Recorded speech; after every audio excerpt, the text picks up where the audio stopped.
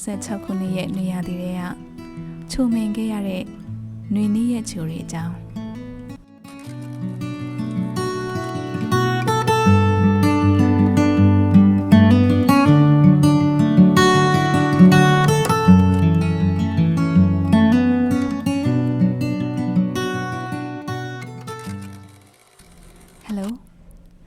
ဒီနေ့တော့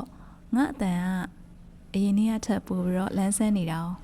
နင်သတိထားမိမှာပါနော်။ဘာလို့လဲဆိုတော့ဒီနေ့ငါအတန်သွင်းခြင်းတဲ့အမှတ်တရတွေကငါတို့ဘဝရဲ့အပျော်ဆုံးအချိန်တွေဖြစ်ခဲ့လို့လေ။အဲ့ဒီနေ့လေးတွေကဘယ်ဟာကမှအမြဲမတည်မြဲဘူးဆိုတာသိရနဲ့ဘရောမှလည်းမမေ့ပဲတက်လုံးသိမ်းသွားခြင်းနဲ့နေ့ရက်လေးတွေဖြစ်ခဲ့တာပေါ့ချေရဲ့။ငါတို့နေရာရဲ့ချစ်ချင်းတွေရှိနေတော့ຫນွေရလည်းမပူတော့သလိုတိုက်ချင်သလိုတိုက်ခတ်နေတဲ့လေယူတွေကပါငါတို့အတွက်တာယာနာပြောပွဲတွေဖြစ်နေခဲ့တယ်လေ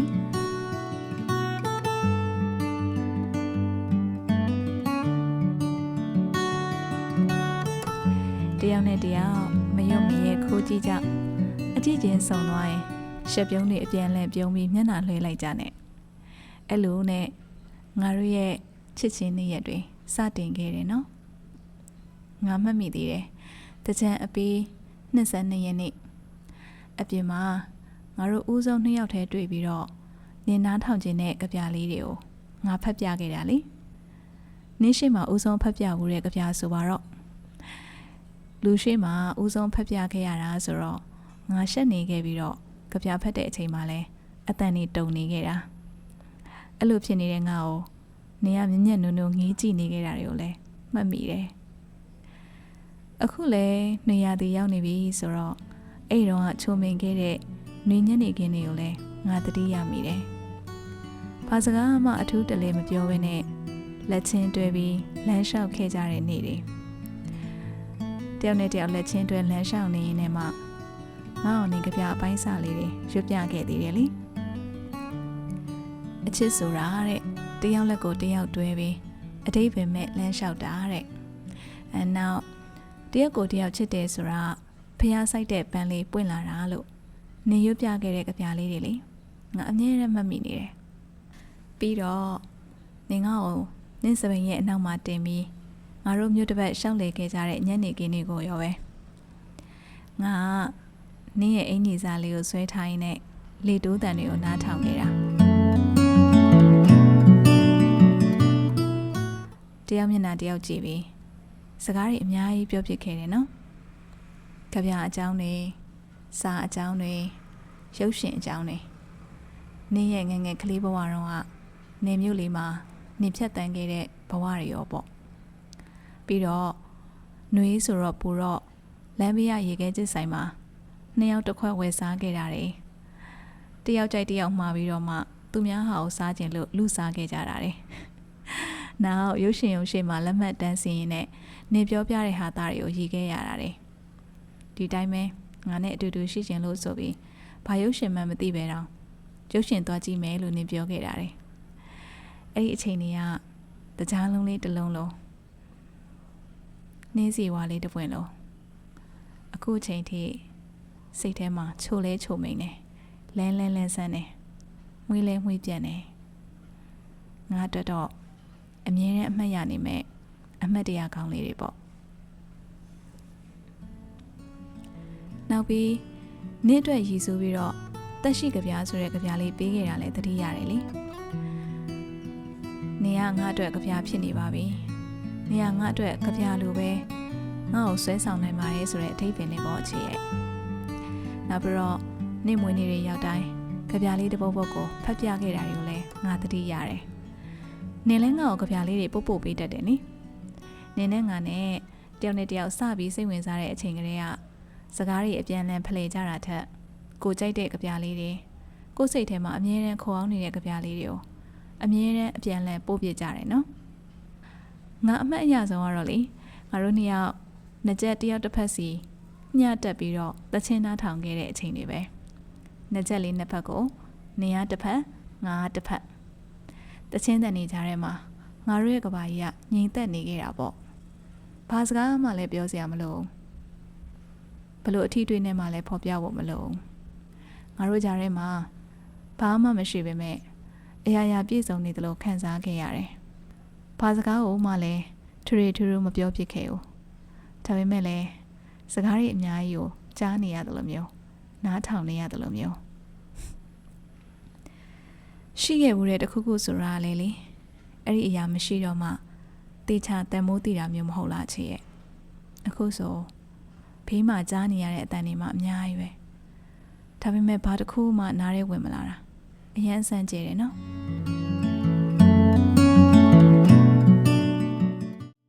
ဟေးနောက်တစ်ခုကနင်ငါ့ကိုပြောခဲ့တဲ့လူပြိုစကားလေတခါမှမခံစားဘူးတဲ့စိတ်နှလုံးတုန်ရင်လှုပ်ခတ်မှုမျိုးနဲ့ကျွန်တော်ချစ်ပါတယ်လို့ပြောခဲ့တာလေငါနဲ့တူရှိရတာနေ့အတွက်အပျော်ဆုံးအချိန်လို့နင်ပြောခဲ့ပေမဲ့နင့်ကိုအဲ့လိုပြောနေအောင်အမြဲတမ်းအတွက်လုံမပြီးနိုင်ခဲ့လို့တော့ငါတကယ်စိတ်မကောင်းဖြစ်ရပါတယ်ငါလက်တစ်ဖက်ကိုတွဲထားတတ်တဲ့နင်းလက်လေးတွေကလည်းငါလွန်ရတဲ့အထဲပါတာပေါ့နင့်ပခုံးပေါ်ကိုခေါင်းမီပြီးလှမ်းလျှောက်ခဲ့ရတဲ့အချိန်တွေကငါအိမ်မပြန်ကျင်ခဲ့ဆုံးအချိန်တွေပဲပြောရင်းနဲ့တခုလောက်မေးကျင်သေးတယ်ချစ်သူလမ်းကြားလေးကိုတတိယသေးရဲ့လားချစ်သူဖြစ်ခါစားငါရင်ကိုနေပြန်လိုက်ပို့ရင်ဖြတ်နေကြလမ်းလေးကိုနင်းနာမည်ပေးထားတာလေနင်းနဲ့ငါနဲ့ချစ်သူနှစ်ယောက်ဖြတ်ကြတဲ့လမ်းလေးမို့ချစ်သူလမ်းကြားလေးဆိုပြီးနင်းနာမည်ပေးထားတာအဲ့ဒီလမ်းကြားထဲမှာလူရှင်းလို့ရှင်နင်ငါ့ကိုခိုးနှမ်းခဲ့တဲ့အနမ်းတွေကိုလည်းတတိယသေးတယ်မကြိုက်တယ်လို့ဟန်ဆောင်ခဲ့ပေမဲ့ငါအမျက်တနိုးတမိုးထားရတဲ့အနမ်းလေးတွေဖြစ်ခဲ့ပါတယ်အဲ့ဒီလမ်းတွေမှာငါတို့အတူတူလက်ချင်းတွဲပြီးအမြဲတမ်းလမ်းလျှောက်အိမ်ပြန်ခဲ့ကြတယ်နော်အဲ့လိုအချိန်တွေကငါအတွက်အမြဲတမ်းလှပခဲ့တယ်လို့လုံခြုံနေထွေတဲ့အချိန်လေးတွေလည်းဖြစ်ခဲ့တယ်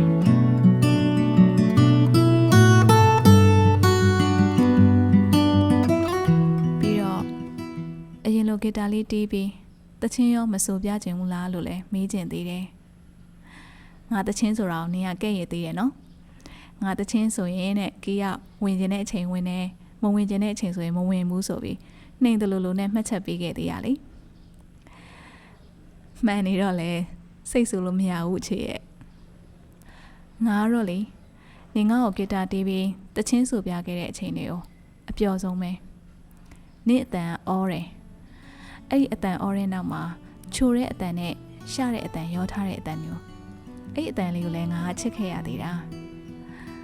နေဖက်တဲ့ကြပြားလေးမှာနေ့အတန်အော်အော်လေးတွေကိုနားထောင်ပြီးတော့ရှင်နဲ့နှွေးတွေနဲ့ရှင်ခုန်ခဲ့ရမှုတွေလည်းရှိခဲ့သေးတယ်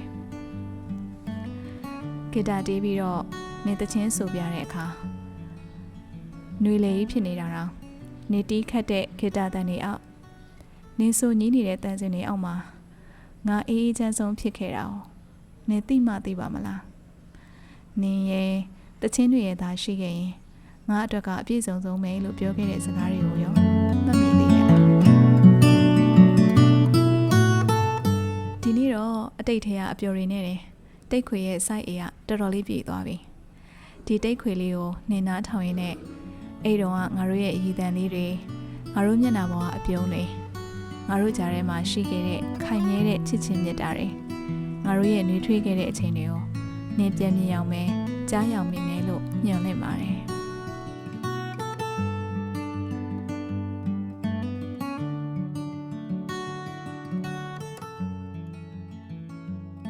နောက်တစ်ခါကြာရင်တော့ငါတို့ကြာတိမ်ဖုံးခဲ့တဲ့နေ့ရက်ဆိုးတွေအကြောင်းပြောကြတာပေါ့နေကောင်းနေဦးနော်ထုံးစံတိုင်းစလိတ်တွေရှော့တော့ဖို့လဲမှားကျင်သေးတယ်အဆအရရခရူးဆိုင်ပါ